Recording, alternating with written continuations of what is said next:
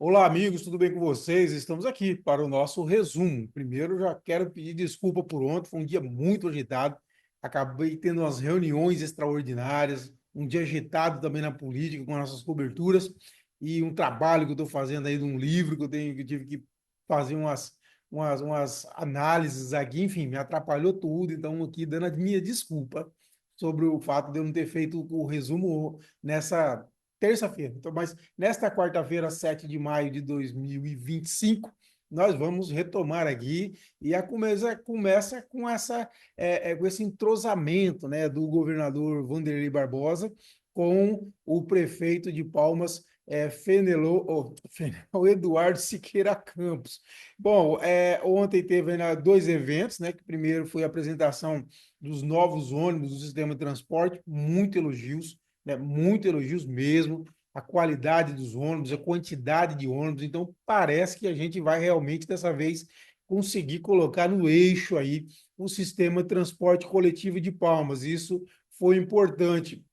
E o governador Vanderlei Barbosa, interessante primeiro fazer, até porque por isso que eu falei do Fenelon, que o senador Eduardo Gomes, ele participou do evento e ele fez um paralelo do relacionamento do governador Vanderlei com o prefeito Eduardo Siqueira Campos, lembrando do relacionamento do então prefeito, primeiro prefeito de Palmas, Fenelon Barbosa, né, o pai do governador Vanderlei Barbosa, com o governador Siqueira Campos, pai do agora prefeito Eduardo Siqueira Campos. E eles também tiveram que ter um relacionamento muito próximo na época, né? O Eduardo Gomes falou para mim, por exemplo, quando da construção do Palácio Araguaia, a questão do uso do solo, todo o ordenamento jurídico de Palmas, da construção, do início da capital, precisou desse relacionamento muito próximo do Fenelon e do ex-governador Siqueira Campos. E agora se repete aí, novamente, só que em papéis invertidos, né? O Fenelon era prefeito, agora o filho dele, o Vanderlei, é governador, o Siqueira era governador e agora o filho dele, Eduardo, é prefeito.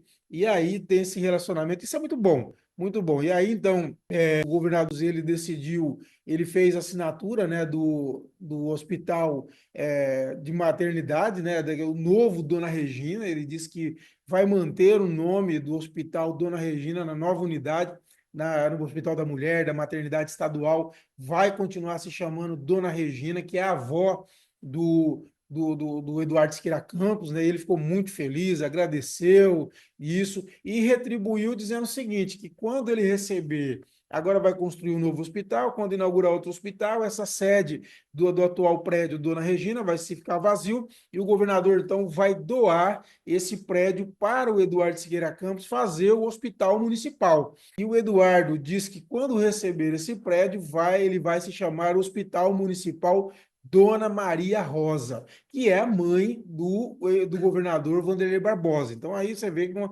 uma proximidade bacana, nós temos muita coisa boa.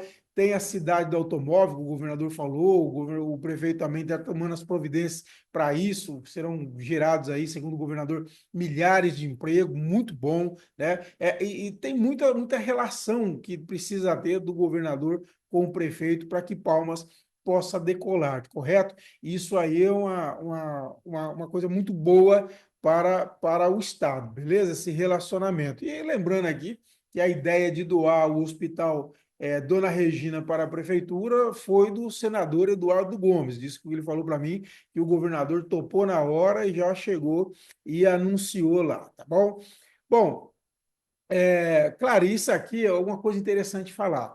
Nós estamos falando do G5, o G5 dos cinco maiores prefeitos, então três já mostraram um relacionamento extremamente próximo com o governador Vanderlei Barbosa, né? Muita afinidade, vamos dizer, com o governador Vanderlei Barbosa.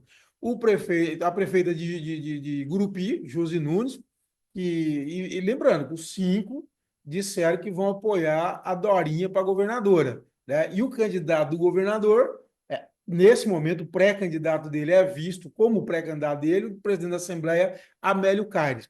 E o que nós estamos vendo aí? Bom, do G5+, do tal G5+, o grupo em torno da Dorinha para reforçar a pré-candidatura à governadora da Dorinha. Bom, a Josi Nunes já disse que o grupo pertence ao grupo do governador Vanderlei Barbosa.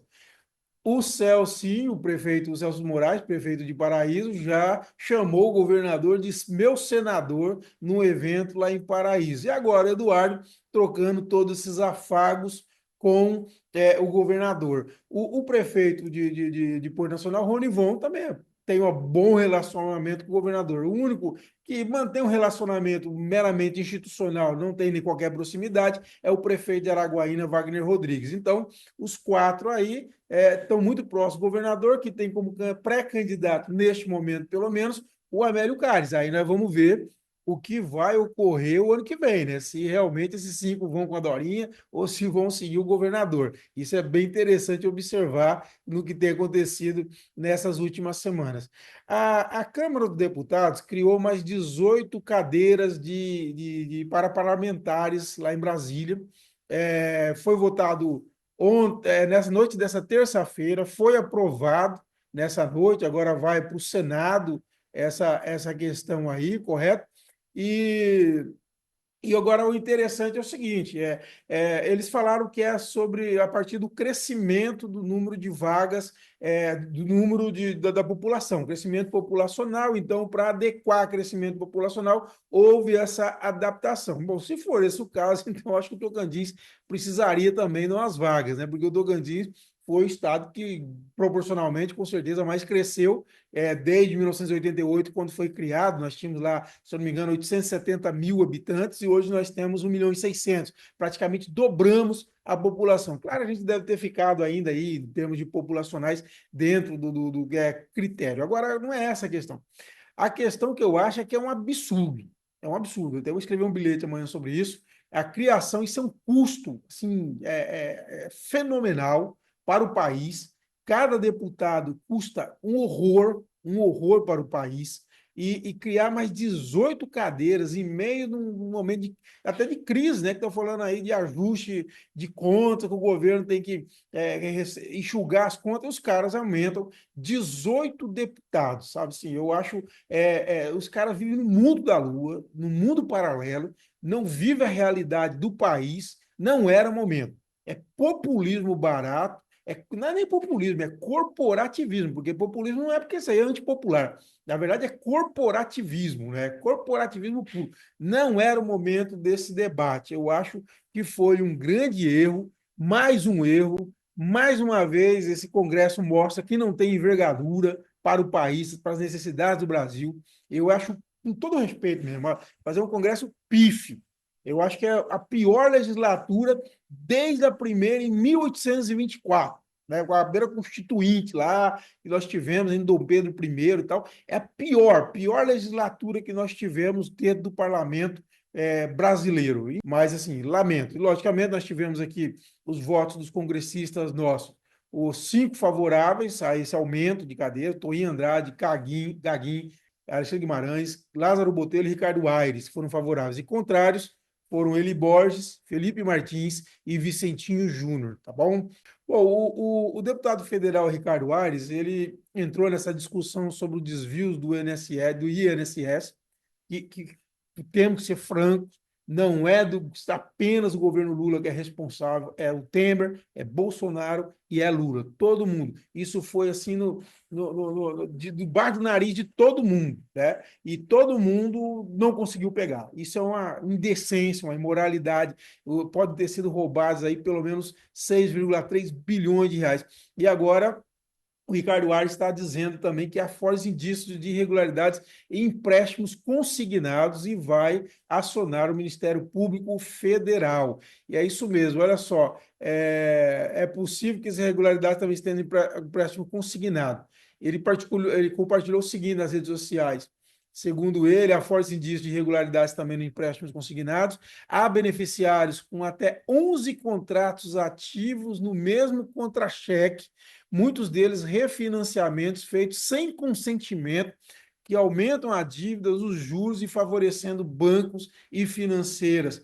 Gente, isso aí é de um absurdo total. Nós vimos assim, um desconto de 70, R$ 80 de pessoas que ganham um salário mínimo, no caso daquelas associações, sindicatos, etc. Você imaginou, uma pessoa ganha um salário mínimo por ano, aí está perdendo, vou colocar assim, R$ 80, dá 8, 9, na conta de padeiro, R$ 960 por ano. E isso faz para muitos de nós não faz falta, mas para quem precisa, ganha o salário mínimo, é aposentado, precisa comprar remédio, isso é um absurdo. Isso é crime, isso não pode ficar desse jeito. Esteve em Palmas, né, no Tocantins, nessa quarta-feira, o candidato nacional do PT, Walter Pomar. O Walter Pomar, ele é candidato pela corrente Articulação de Esquerda, particular, é candidato nacional, né, do presidente do PT. Ele é adversário hoje digamos, da cúpula atual que comanda o PT, né, com esse grupo do Lula, construindo um novo Brasil e tal. No Tocantins, o candidato dele a presidente do partido é o Josafá Maciel, que é o presidente do Sindicato dos Técnicos Administrativos da UFT e UFNT. Então, o Walter Pomar esteve aqui, está em Palmas, né? Ele vai para Palmas, Porto Nacional. Ele deu uma entrevista exclusiva aí para o nosso repórter Luiz Gomes, está aí no site, em que ele diz algumas coisas, ó, que ele fala, por exemplo, que ele defende que o PT seja um partido militante. Na opinião dele, a corrente majoritária hoje do partido, que é construindo o novo Brasil, que é a tendência do Lula, eles defendem um partido de filiados e não estimulam a organização partidária cotidiana e o debate de ideias que com a sociedade, né, eles dizem que não é essencial para esse grupo aí e que a lógica desse grupo é meramente eleitoral. O PT vai fazer eleição, nós temos 3, 4 candidaturas no Estado, e a eleição, se não me engano, é dia 6 de julho. A maior parte deles está defende uma candidatura própria para 2026. O Paulo Mourão é um pré-candidato a governador do PT, ele foi candidato em 2022, depois de várias tentativas que foram boicotadas pela direção nacional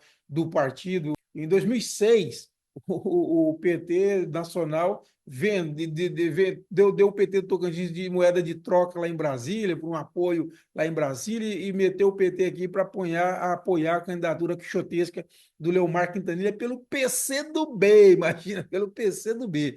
Em 2010, o PT chegou a fazer convenção, lançar a candidatura do Paulo Mourão, mas, de novo, o PT Nacional meteu o pé para apoiar o Gaguinho, o Carlos Gaguinho. Aí, em 2014, foi feito também, o Paulo Mourão tentou de novo meter o pé novamente para fazer uma composição que foi boa, viu, para o PT, em que o PT ficou de primeiro suplente da senadora Cátia Abreu. Aí a Cátia assumiu o Ministério da Agricultura e o PT acabou ficando com a cadeira de senador com Donizete Nogueira. Em 2018, na suplementar, o PT que apoiou a contragosto da Nacional, o PT do Tocantins da Contragosto da Nacional apoiou o Carlos Amasta, a parte majoritária do PT queria apoiar a Cátia, que foi candidata na suplementar, e no segundo turno o PT apoiou o Dr. Marlon Reis, né? No segundo turno, não, desculpa, na ordinária apoiou o Marlon Reis. Então, só em 2022 que o PT conseguiu lançar realmente a candidatura do Paulo Mourão, mas que foi boicotada, né? Os deputados do PT, por exemplo, foi palanque não, mas estava em campanha nas ruas pelo governador Vanderlei Barbosa. Então acabou que o Paulo Mourão saiu candidato, mas saiu esvaziado. Só um grupo mais fiel ali do PT, do PCdoB, se não me falha a memória, que ficou ao lado do